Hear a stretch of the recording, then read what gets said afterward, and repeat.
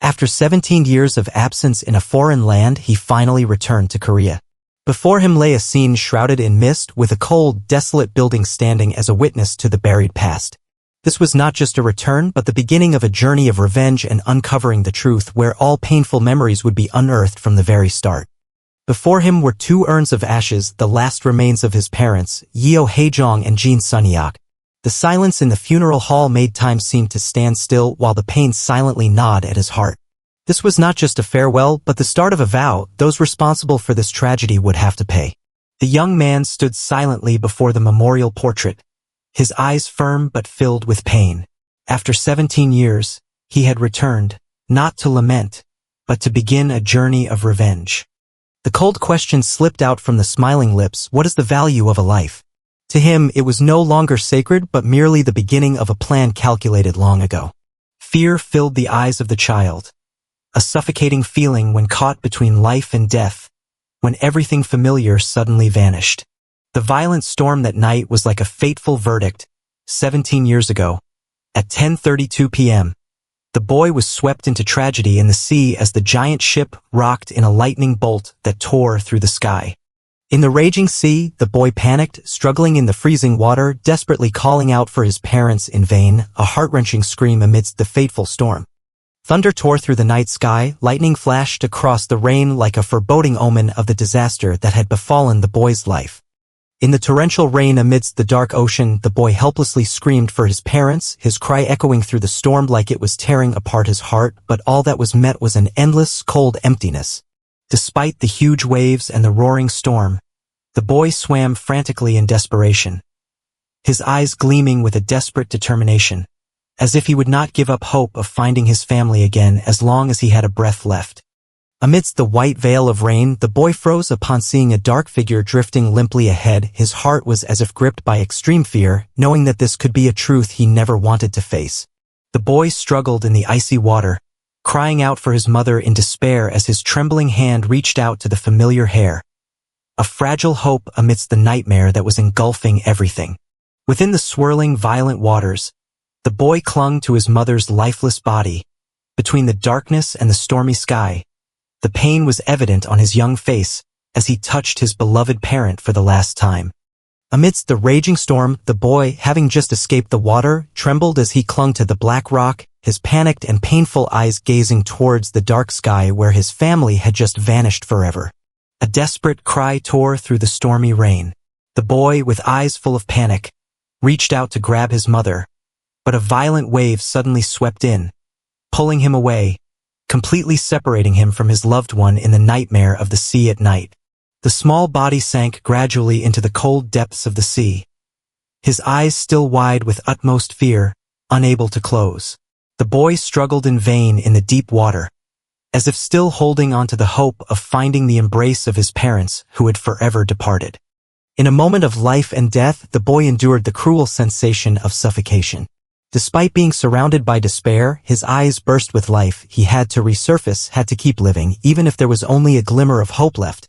In the cold, dark heart of the ocean, the boy struggled among the sinking bodies, his small hands reaching up in despair, as if fighting against a cruel fate. Life was now just a faint light above him. Small air bubbles slowly rose in the deep water, drawing the gaze towards the faint light above, where the hope of survival seemed to be fading away. A static frame, yet heavy with emotion, like the last breath dissolving into nothingness. In the dark waters, the boy panicked, swimming among the lifeless bodies floating around him. The light from above shone down, reflecting on his young, fearful face. It seemed he was the only survivor, struggling at the thin line between life and death. In the deep, cold waters, the body of a man drifted silently, his face smeared with blood, still holding a strange smile, as if carrying a secret he never got to reveal. The faint light from the surface only added to the eeriness of this moment. Around the boy were numerous lifeless bodies floating in the dark sea. Blood spread in the cold blue water, creating a scene both tragic and horrifying. Outstretched hands seemed to be grasping at life that had slipped away. The boy opened his eyes wide, frozen in shock as he stared ahead. His eyes were filled with panic and astonishment as he discovered something in the deep water that was beyond anything a child could imagine. The air seemed to freeze, as if his breath was being squeezed out by the revelation. In the cold and dark water, the boy's eyes widened as he saw his parents' bodies sinking, their clothes stained with blood like haunting marks. The harsh reality hit him like an undertow. They were gone. The cry, "Dad! Mom!" was choked back in despair, buried deep beneath the ocean of memories. The boy stretched out his hand in desperation in the cold heart of the ocean, his panic-stricken eyes clinging to a final glimmer of hope amidst the water that was squeezing the life out of him. There were no more calls, just fear and the instinct to survive, driving him toward the distant surface. Just as the boy was about to exhaust his last strength, a man emerged from the rain and the raging waves, grabbed the boy tightly and shouted loudly, "Calm down, Taeha." The intensity in his voice and the firm grip pulled the boy back from the brink of death. In the midst of the fierce storm, the man reassured the boy, his eyes firm and full of life. "Good, you're still moving, aren't you?" Amidst the swirling waves, his voice was a lifeline, pulling Taeha out of fear and despair. Taeha looked up in panic through the pouring rain, his shaking voice calling out in desperation, "Grandpa." The horror was evident in the boy's eyes as his fragile life seemed to be drowning in the stormy sea and sky. Chairman Jin Seok, now 72 years old, despite the rain, wind, and raging sea, clung to hope with determination. In the midst of danger, he raised his head, silently thanking heaven, for at least it seemed that fate had not yet turned its back on them. Amidst the roaring waves, Taeha choked back a scream to his grandfather, tears mixing with rain. He had just seen his parents still underwater.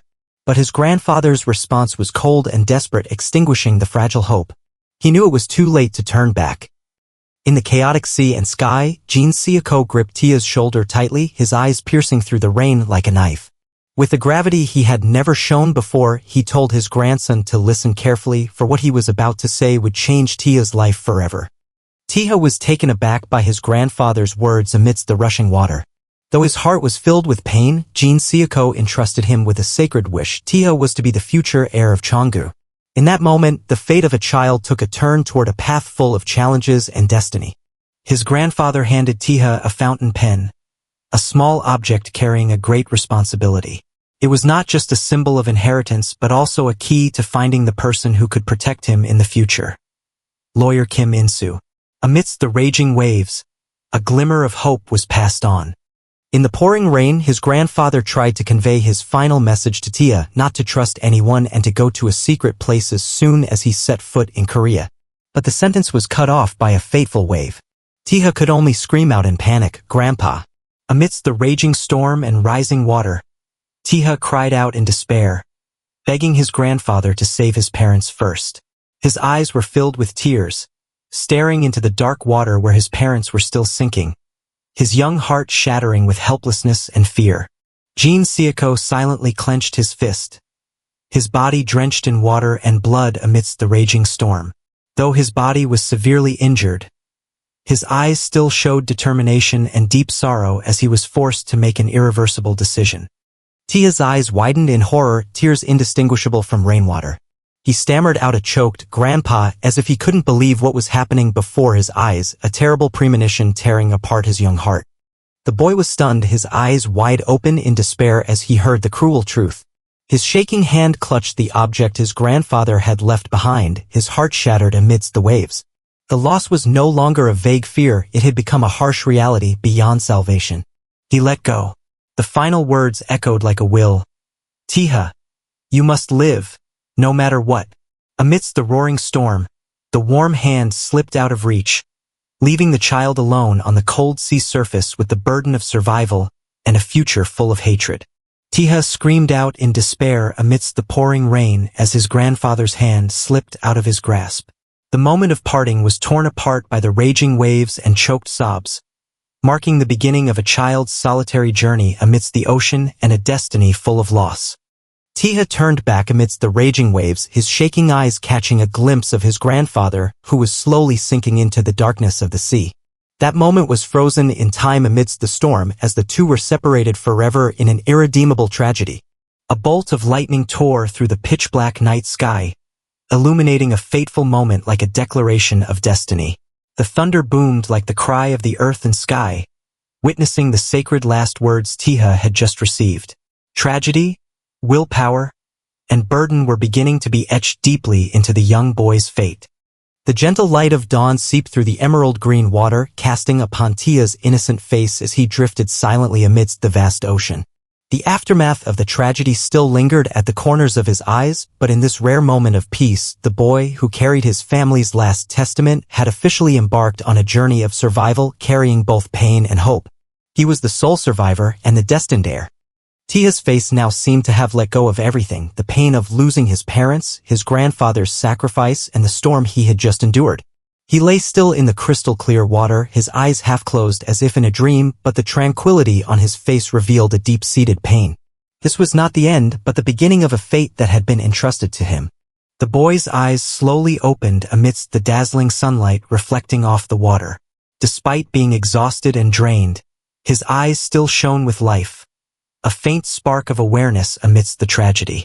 It was as if his soul had been pulled back from the brink of despair, with his grandfather's final words still echoing in his heart. Taeha, you must live at all costs. Taeha suddenly woke up in the calm sea and sky after the storm, looking around in bewilderment. The debris floating in the azure water brought back memories of the brutal past. Although his body still trembled and his eyes were not yet steady, something unusual caught his sight, making his small heart tighten. A feeling of unease surged once more. An enormous ship loomed before Taeha, the sunlight reflecting off its metallic surface like a witness to a fateful turning point. The clock read 1:51 p.m. in the Gulf of Aden, a milestone marking a moment of life and death on the high seas. Taeha, tiny amidst the turbulent water, opened his eyes wide, looking up at the ship. Hope surged, mixed with lingering fear. A new life was about to begin, but what he had lost would forever be etched in his heart. A ray of light shone through the windswept long hair, revealing the face of a man with an enigmatic smile. His eyes, hidden in the shadows, exuded confidence and calculation. The appearance of this man signaled a new chapter full of turmoil about to unfold in Taeha's life. It was unclear whether he was a savior or a looming danger. Taeha fell hard to the ground, his body still trembling from exhaustion and shock. His eyes opened wide in panic as he suddenly regained consciousness, as if he had just escaped from a prolonged nightmare in the ocean. His soaked clothes, disheveled hair, and rapid breathing reflected the unsubsided horror. A new journey was beginning, but now the young boy was left all alone. Two foreign men in protective gear, holding guns, looked down at Taeha with surprise and curiosity. One of them, a blond man, chuckled lightly, "Oh, the kid's still alive?" Meanwhile, the clear blue sky and the containers in the background painted a clear picture. Taeha had been rescued onto a cargo ship, but this place didn't seem entirely safe. The atmosphere was both relieved and uneasy because from the looks and weapons of these men, things were only just beginning. The blond man immediately turned around and shouted loudly, informing his superior, "Capo. The kid's awake. He's not dead." His eyes widened in a mix of surprise and urgency, signaling that Taeha's survival was unexpected. The clear blue sky in the background contrasted sharply with the chaos they had just experienced, highlighting this moment of life and death. It seemed that Taeha's awakening would trigger new turmoil. As Taeha regained consciousness, he found himself face to face with a tall man holding a gun, making him jump in alertness. A strange but logical thought crossed his mind. Is he Italian? Perhaps because of the man's accent, appearance, or how the others addressed him as capo, a term commonly used in the Italian mafia. A sense of danger loomed, but Taeha tried to remain calm to assess the situation. The blond man turned around again, shouting "Capo" with urgency as if to report something important to their leader. The seriousness in his eyes and voice indicated that the situation had gone beyond expectations, especially since the boy they thought was dead had survived. The atmosphere on the ship's deck was tense, with all eyes focused on Capo, the powerful figure who had yet to reveal himself. A voice boomed from above, "Come here." The man known as Capo had finally spoken. Standing on the ship's crow's nest, he exuded authority and power as if controlling the entire situation from the top. The dazzling sunlight shone down on the deck, but his voice was as cold as steel, leaving no room for hesitation. The encounter was about to begin, and it would not be simple. Taeha sat slumped on the floor, his eyes still dazed and disoriented from the nightmare he had just experienced. One of the two guards, a red-haired man with a tattoo on his neck, bent down and spoke in a tone that was somewhat softer than usual. "Kid, can you understand us?" Meanwhile, the other guard turned his back and sighed in frustration. "Gosh, she's up there again." It seemed that Capo was a special figure who stood apart and controlled everything from a distance. Amidst the unfamiliar atmosphere and strange words, Taeha began to realize that he had fallen into the hands of a completely new and unknown force. A close-up of the red-haired guard revealed a strange tattoo on his neck, a symbol resembling a stylized ship's steering wheel, looking both ancient and menacing. The angled light cast a shadow that divided his face, making his half-smile even more mysterious. The appearance of this tattoo could be a sign that he belonged to a distinct organization, possibly pirates or an armed group with underground power. The boy's face was stern, his sharp eyes gleaming with caution and determination, an expression not typically seen at his age. Despite being soaked and exhausted after the ordeal, he gritted his teeth to remain calm, as if trying to memorize the tattoo on the man's neck. This was a crucial turning point, from a panicked child to someone harboring a will to survive and initial doubts about the world he had been drawn into. Against the bright blue sky, a figure suddenly plummeted from the towering ship's mast. The daring action and extraordinary speed made everything seem frozen in a moment. The woman, whose identity was unclear, had jumped without hesitation, bringing with her a burst of intense and mysterious energy, signaling the arrival of a character who should not be underestimated. This was a moment when the balance could begin to shift. The woman landed on the deck like a black lightning bolt, her knee firmly planted on the ground, her long hair flying wildly with the force of the fall, causing the floor to shake with a loud Kong sound. The boy in front of her froze, his eyes wide with amazement as he stared at the woman who had just descended as if from the sky. Without needing to say a word, her imposing presence and decisive action proved that she was not someone to be taken lightly. A turning point was unfolding before the boy's eyes. The tall woman, with a cold and stern demeanor, leaned down and looked straight at the boy with a mix of suspicion and caution in her eyes. The sea breeze whipped her black vest, causing her long hair to flow like an iron whip against the blue sky. Her question came out like a command. "Kid, how did you get on our ship?" A tone that was both interrogative and warning. Clearly, to her, a mysterious child appearing in the dangerous waters could not be a coincidence. A blond man reported with a naive expression, "Capo, I think this kid doesn't understand us."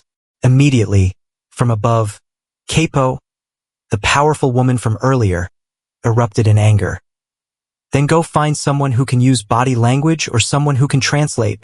The small commotion on the ship's deck further indicated that the boy was in an unfamiliar environment, where everything was beyond his control. The boy stood silently, his eyes lost and anxious. Sweat trickled down his cheekbones, his blue eyes reflecting unease as he failed to understand what those around him were saying. His expression was both bewildered and cautious, as if trying to guess what would happen next in this unfamiliar and tense situation. The boy trembled as he recounted, a yacht was attacked when it passed by, causing the group of adults to freeze, their eyes turning serious. The woman smiled sharply, confirming, "The kid understands us." Then she leaned down and asked directly, "Where are you from?" The boy looked up, his eyes welling up with tears but remaining resolute. "I'm Korean. When the storm came, people with guns boarded the yacht, killed my parents and grandfather." The woman narrowed her eyes, smiling with a hint of intrigue. "So you fell into the sea and then were brought onto an Italian ship? Our Salerno family's ship?" The boy was taken aback, his eyes wide open, his breath seemingly caught in his throat, unable to respond to the woman's probing question. The group of adults laughed loudly, as if the strange story the boy had just told was nothing more than a joke. The woman emphasized, "And not just anywhere, but right in the Gulf of Aden, the Middle East." The atmosphere suddenly turned peculiar, making the boy feel even more lost among these strangers. The woman drew her sword, the cold metal glinting in her hand. She smiled faintly, saying bluntly, "Sorry, but we don't intend to believe in such an overly coincidental story." The air immediately became tense and threatening. Regina Salerno, the head of the Salerno family's commercial branch, coldly drew her sword, looked down at the boy, and asked, "Hey kid, what reason do we have not to throw you back into the sea?" The boy froze, his eyes wild with fear as he stared at the sword tip pointing directly at his forehead, sweat dripping down in fear and helplessness. His throat constricted, the boy tightened his lips, trying to remain calm on the thin line between life and death. A drop of sweat slowly rolled down his cheek, reflecting the rising fear in his heart. The boy hesitantly held out the fountain pen and whispered, "This was a keepsake my grandfather gave me." The woman was momentarily taken aback. The boy declared confidently, I am the grandson of Chairman Jin Seoko of Chonga Group, Korea, the eldest son of Jin Suyeok. The boy said, returning me to the group will be more beneficial to you than throwing me into the sea. She was taken aback. Chonga Group? The boy remained silent, his determined gaze meeting the woman's skeptical eyes. Regina ordered urgently, quickly check the news from Korea. The man asked, do you know any other languages? The boy looked puzzled. Huh. The boy replied, yes. Cantonese, English, Japanese, Arabic, Spanish, Hindi. Esperanto. I can speak basic phrases in those languages. Ma'am, here's the news from Korea. The three of them focused intently on the phone screen, their faces tense with a mix of strain and surprise. The woman smiled with great interest, a mysterious spark in her eyes. The woman said sternly, if you can contact someone in Korea, keep this fountain pen. Give it to lawyer Kim In-soo and he will help you. Please contact someone else. Don't contact my family. 1:12 a.m. Seoul, Korea. The man picked up the phone and said, hello? He adjusted his tone and said, since it's international, feel free to speak in English. Regina called and said, have you seen the photo I sent? We're holding the valuable grandson of the group. Should we send him back to Korea? The person in Korea calmly sipped his drink and asked, what do you want? She smiled with satisfaction and made a demand. $10 million. Cash delivery at Russell Trade in the Panama Canal. You have 24 hours. Come in person. I'm busy too, can't waste time talking. If you pay enough, I'll release the person immediately. He put down his glass, coldly picked up the mic, and prepared to give orders. He lowered his voice and counteroffered. $1 million. The man shouted amidst the chaotic party, kill the kid and I'll pay $1 million. He yelled into the phone, kill him within 5 minutes and send me the video. I'll transfer the money immediately. He hesitated, worried. What if I kill him and you don't pay? The villain angrily retorted, you think you can negotiate with me? I can transfer $1 million to you with just 3 clicks.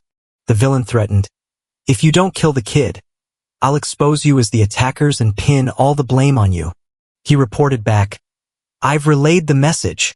I've contacted the mercenaries around here. Don't worry. The mysterious man sat silently in the darkness, sipping his drink slowly, the fading sunlight casting a cold glow on half his face. The boy stood frozen, his bewildered eyes fixed on the bright phone on the table, surrounded by darkness that felt like a tightening web. The boy's trembling eyes reflected extreme fear as he faced a truth he couldn't bear. The boy muttered softly, his gaze shifting from fear to calmness, as if he had understood the situation he was facing. The woman declared coldly, her eyes sharp as a knife, I've got no more reason to keep you alive. The boy trembled, fell to his knees and begged, please, spare me. The boy stared intently, his voice lowering, do you know what that means? From the start, they planned to kill you to seize power. In my world, this is all too familiar.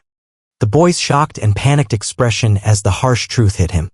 The group jeered, surrounding the trembling boy in the room, heightening the tense and desperate atmosphere. The boy's legs trembled violently, unable to stand steadily due to extreme fear. The boy gripped the pen tightly, his hand shaking but his eyes burning with determination. A subordinate rushed in, alerting, Capo, we've got an attacker, causing chaos in the room. The subordinate shouted, 3 speedboats and an armed helicopter. All are armed. Armed helicopter? Is it Interpol? No, they're not responding to radio calls. They're ignoring radio calls? Who's crazy enough to do that?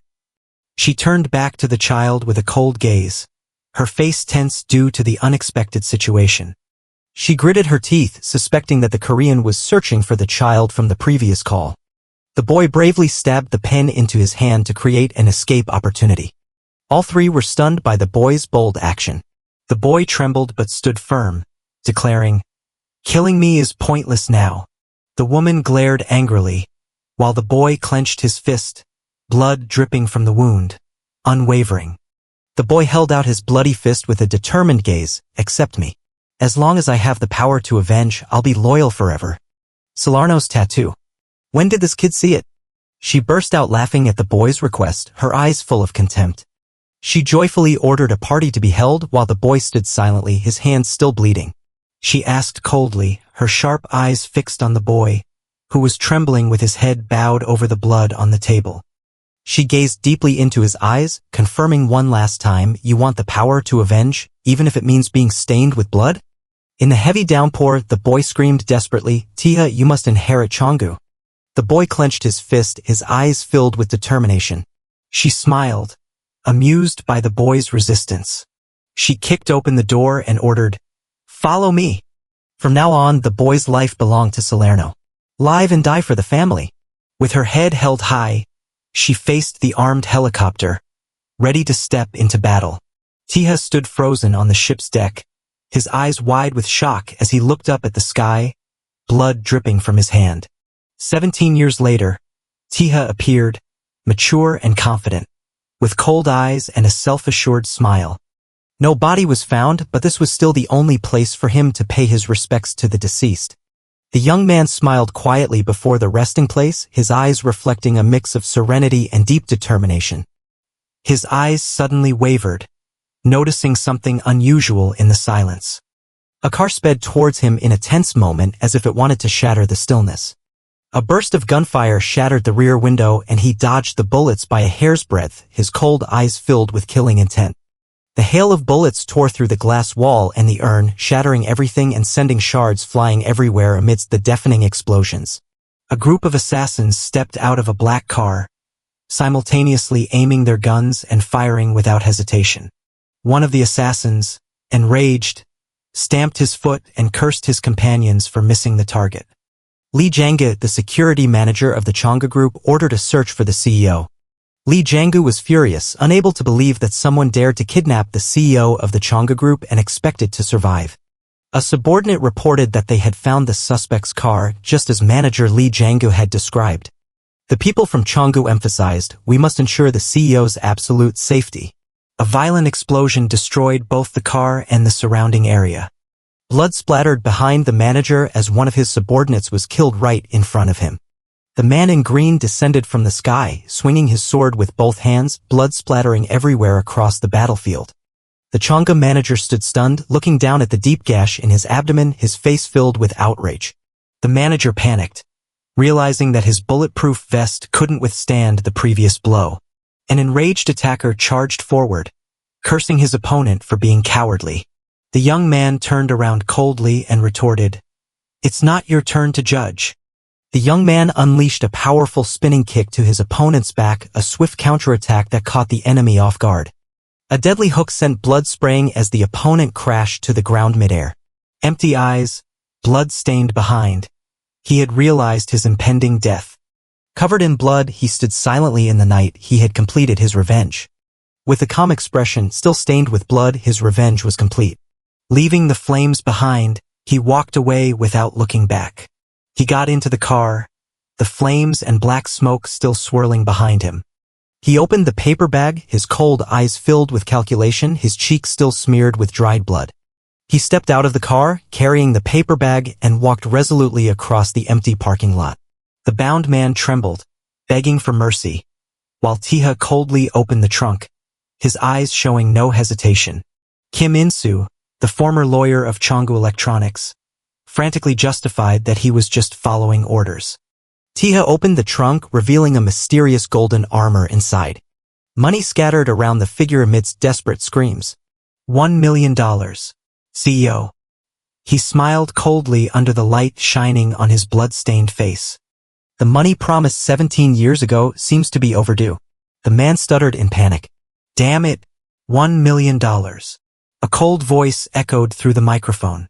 The metal lighter opened with a click, a cold light flickering in the sleeve of his vest. The blue flame reflected on the vest fabric, creating a tense atmosphere before the impending action. The lighter's flame illuminated the frightened man's face, his words revealing a revenge predetermined by the past. He coldly raised his hand, the flame from the lighter surging. The end was near. The lawyer screamed in despair as the flames consumed his body amidst the pile of money. Taeha walked through the burning flames, his expressionless eyes watching his enemy scream in agony. Taeha stood before the burning car, smiling lightly as if he had finally shed his burden. Taeha lit a cigarette, whispering his name and his parents, his eyes filled with a vengeful emotion. Taeha bowed his head, the flame of the lighter whispering, "Sorry for being late." Black smoke swirls up to the sky, ashes fluttering under the sunlight piercing through the clouds, a conclusion both tragic and serene. Taking slow steps among the corpses and smoke, he takes a drag on a cigarette, his eyes calm amidst the bloody hell. A peaceful morning in the neighborhood with a clear blue sky, modern buildings and puppy pet stores lining the street, marking the beginning of a seemingly ordinary day. The male protagonist appears, his face cold, wearing a black mask, his sharp and focused eyes fixed ahead as he rushes in at high speed, a sign that a tense confrontation is about to unfold. Two men in suits, armed and shouting in anger upon discovering the protagonist's intrusion. One yells, "You maniac! Who do you think this is?" And the other orders, "Kill him." The scene instantly turns fiery and dangerous. The protagonist charges between the two bodyguards, delivering a fatal blow in an instant, blood splattering everywhere, leaving no chance for resistance. The protagonist's cold gaze cuts through the blood, reflecting his resolute and calm demeanor amidst the chaos. The protagonist walks coldly among the dead bodies, his hands still clenched around the bloody knife, his figure exuding an aura of an unstoppable avenger. The protagonist approaches an employee wearing protective clothing, who is frightened and sitting on the floor, blood still on the table and file cabinets, the atmosphere tense and suffocating. The man in a blue shirt, his face panic-stricken, sweating profusely, looks up trembling and stammers, Who sent you?" Fear evident in his eyes. The man shouts in desperation, trying to warn, "You don't know who we work for. It's Chonggu, you fool." He continues to threaten, "Do you think you'll be safe after this?" Attempting to salvage the situation by mentioning the power behind them.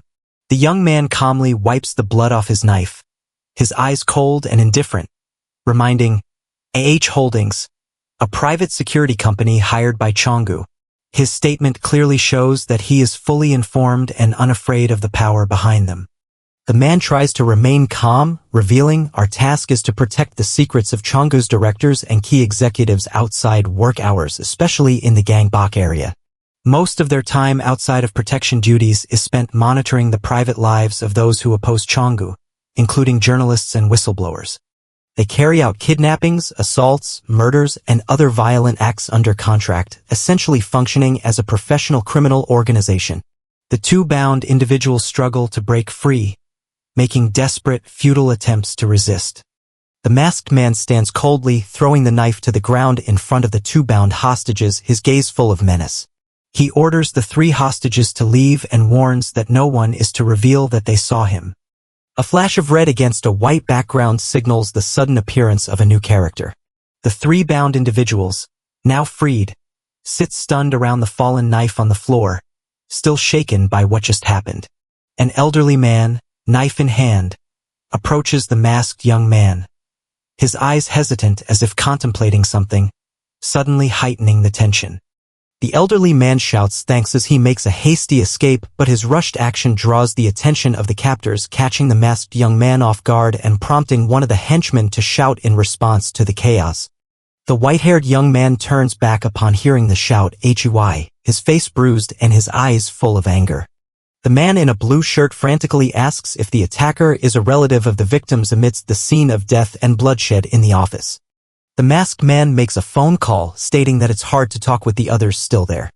He requests the schedule of high-ranking executives for the week, emphasizing that emergency meeting directive number 1 has been issued.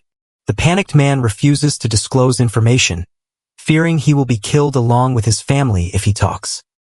He threatens to gouge out the other's eyes if he doesn't confess, asking him to raise his hand if he wants to talk. The building screen displays news that the Chonggu Elephants team has made it to the Korean series finals for the 12th consecutive time. A group of homeless people gather to eat on the stairs in the morning light, surrounded by trash, empty bottles, and posters stuck to the wall. A dead cockroach lies on its back on the tile floor, surrounded by scattered leaflets in the daylight. A man steps on the dead cockroach, crushing it underfoot. The protagonist contemplates smoking Korean cigarettes instead of cigars because cigars would be too conspicuous in the crowd. A city traffic scene with the sound of car horns. He has returned to Korea after a long absence. But this country has gone mad. The president addresses the public, promising benefits for all citizens, a populist promise amidst social chaos and contradictions. The president declares strongly to the nation, vowing to use all constitutional powers to wage war against crime and violence, a resolute political promise amidst social turmoil. While passionately declaring the eradication of crime, the president faces the very reality he denies. The president, who had declared war on criminal organizations, is assassinated shortly after his speech. The year 1990 closes a term in blood, warning that the war against the darkness is not won by mere rhetoric. Following the president's death, no one dares to stand up to restore order. The police gradually collaborate with private organizations and the country sinks into a vortex of violence and money. Amidst a seemingly peaceful society, he walks silently, a man carrying a bloody past, returning to where it all began. Changa colludes with criminal organizations to manipulate the media and eliminate opponents. Right now, in front of him, walls are plastered with faces backed by money and violence, lies that have become the new norm. The manipulated media has made people forget about politics. Even if a dog were to run for president, they would trust and vote for it as long as it was marketed skillfully enough. Among the flashy skyscrapers, the ramshackle slums sit next to them like a deliberately forgotten stain. Yet, people still believe that Changgu is a corporation of the people. A blind faith amidst a harsh reality of polarization. The young man steps through the glass door, his eyes cold and his demeanor calm, as if he is familiar with every false mask in the society, a tranquil presence carrying an impending storm. He walks into the convenience store, greeted with a casual, everyday smile. But no one knows that the person who just passed the counter is the epicenter of an impending wave that will sweep away this artificial order. With a cold expression, he hands over money to the counter staff, requesting a pack of cigarettes. Not just any cigarettes, but a specific kind, potentially a sign of a much larger plan. The counter staff looks at the young man handing over the money, a dubious expression on his face. He can't understand why the request is so peculiar, but still tries to serve, showing the growing strangeness in the air. His cold eyes light up in the space with a serious and confident air, as if nothing around him can throw him off course. Both of them hand over money almost simultaneously, their eyes meeting in surprise and challenge. The seemingly harmless competition inadvertently reveals a deep, unexplained connection between the two mysterious men. The air between them suddenly becomes as tense as a bowstring. Their eyes lock, the tension silently enveloping the surrounding space. There are no words, just a silent confrontation between the two men, each holding a secret yet to be revealed. They stand still, but inside they are calculating wordlessly. The female staff member smiles awkwardly, slightly nervous as she informs the customer. This scene contrasts sharply with the tension and danger enveloping the space, where difficult decisions and dark secrets remain unexposed. His sigh seems to shatter the air around him, revealing the frustration and tension weighing heavily on his shoulders. In a world full of schemes and crime, one cannot simply overlook things, and those decisions are still waiting to be made. Despite being the first to arrive and clearly not lacking money, he voluntarily yields to someone else. Not because he is weak, but simply because trivial things are not worth occupying the mind of someone with much larger plans. He smiles smugly, thinking he has just won a small victory. But he doesn't know that what he has just been given is just a cigarette, not worth bothering about in the game the other person is quietly setting up. As soon as he steps out the door, he is blocked. A cold, black-clad man stands in his way, his tone polite but his eyes as sharp as a knife, signaling the start of an unfriendly conversation. Everything is part of his plan. He smiles faintly, extending his hand with a courteous gesture but unable to hide the calculation in his eyes. A seemingly harmless suggestion, just one cigarette, is a way for him to probe the other person's reaction. Every step, every word is carefully considered like a chess piece on a large board. The young man in a brown jacket bursts out laughing, half joking and half challenging. The response seems casual, but his eyes contain a hint of vigilance, as if he is testing the other person's reaction. In an unofficial contest, every word can be a subtle attack. The protagonist flashes a vague smile, his tone indifferent but not lacking in charm. He says he bought cigarettes just to try once, but his sharp eyes and confident demeanor make it hard to believe his words. The scene shows the man lightly waving his hand, a confident gesture, his face elated without hiding it. He steps out of the store as if everything is under his control, carrying an unpredictable and captivating attitude. He gently takes out a cigarette, his cold eye scanning it. A fleeting question, do you remember this tasteless thing? He stands watching the receding back, his tone casual but full of hidden meaning. You'll get caught smoking here. Remember to use the smoking room. A light warning, but it makes the other person pause for a moment. After 17 years of navigating the mafia world, he no longer needs anyone to teach him how to hold his head high or how to hold a cigarette to show others. This is someone you don't mess with. With just one glance, he can gauge the other person's position in the power hierarchy. 17 years have not dulled this instinct but made it sharper. The other man just stands there, saying nothing, but the pressure he emits makes the person facing him feel a chill.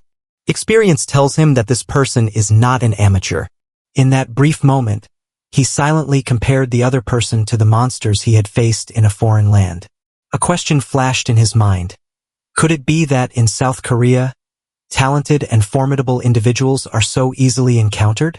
He turned his head slightly, his eyes cold but with a hint of interest. After many years in the underworld, it was rare for anyone to make him turn back. But this time, things seemed to be getting interesting. As the setting sun cast a fiery glow over the room, a man in a yellow jacket silently stepped through the splattered blood. Bodies were scattered everywhere, and the stench of gunpowder and charred flesh filled the air. Without hesitation, he calmly moved forward as if this were just another ordinary day in the world of a cold-blooded killer. He stood amidst the chaos, a cigarette dangling from his lips, his cold eyes piercing through the hazy smoke. The bloodstains on the wall and the bodies at his feet only accentuated the arrogance and danger emanating from a man accustomed to living in the shadows. The sword at his waist gleamed with a silent yet absolute warning. In the blood-stained room with flickering lights, he sat down, his cold eyes surveying the pile of bodies at his feet as if inspecting a heap of garbage. A half-burned cigarette hung from the corner of his mouth, his hand clenched tightly in silence. No words were needed, his aura as a killer told it all.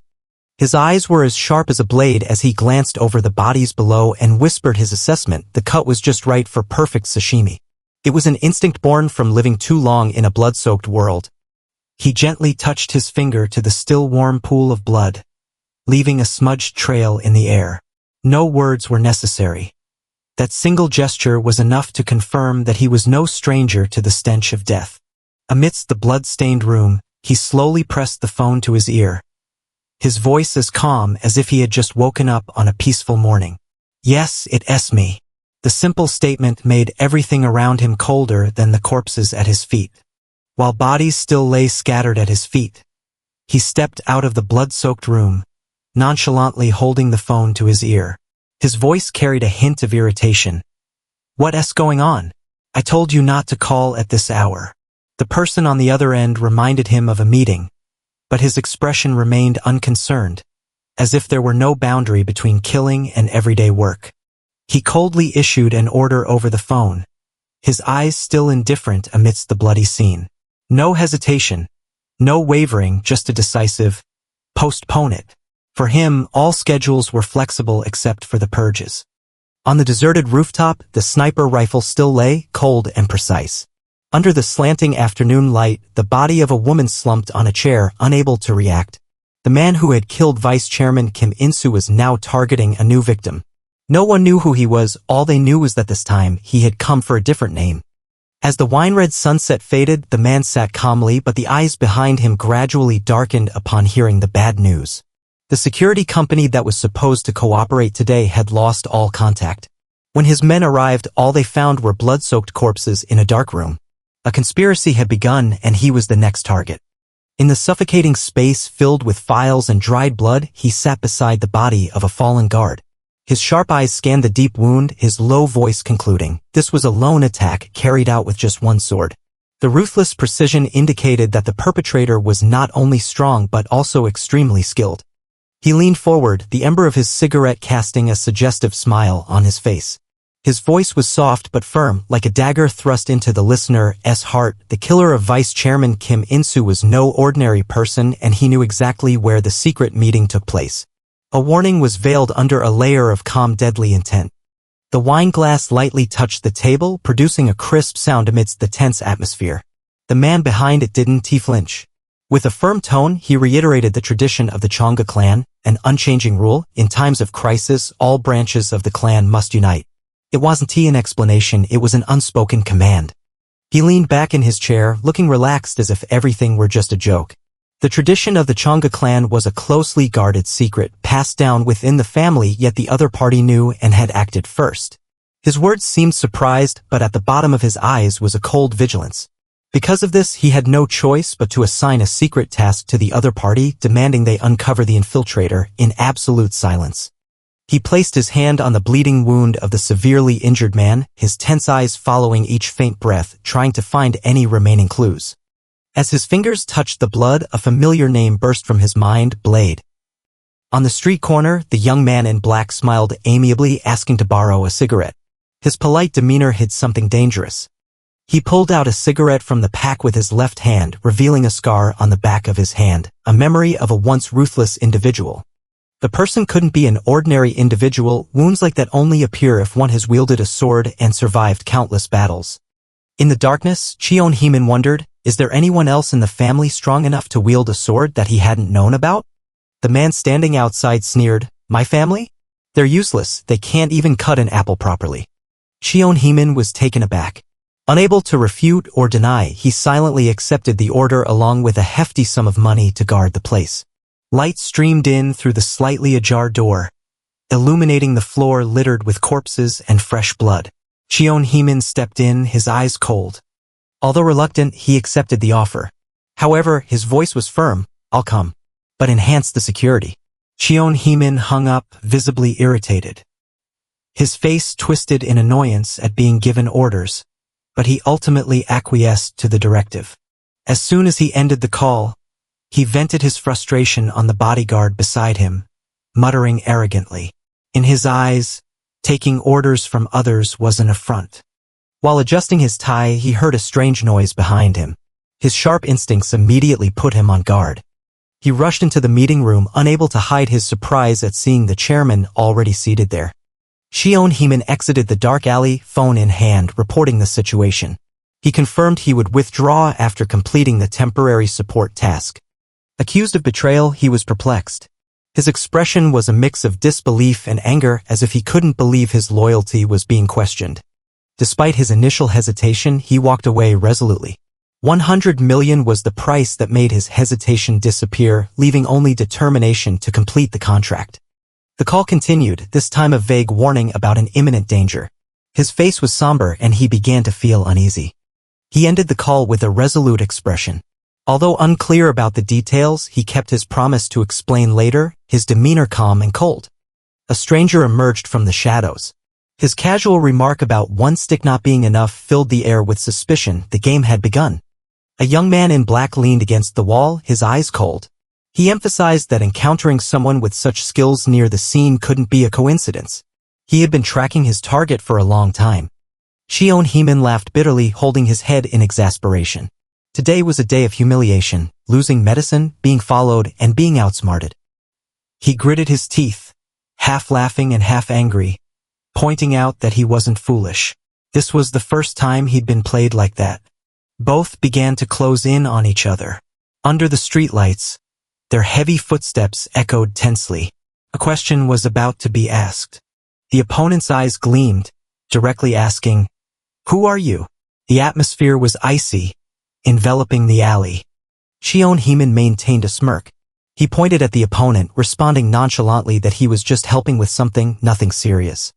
The opponent didn't respond.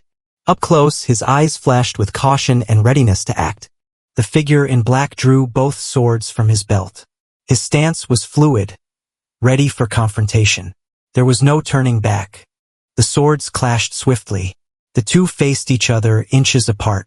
Their expressions were stern and resolute. Cheon Heemin's eyes widened, his pupils constricting. He was taken aback by the opponent's reaction and strength. His eyes opened wide, flashing with utter astonishment. In that moment, all calculations vanished, leaving only instinctive caution against a completely unexpected opponent.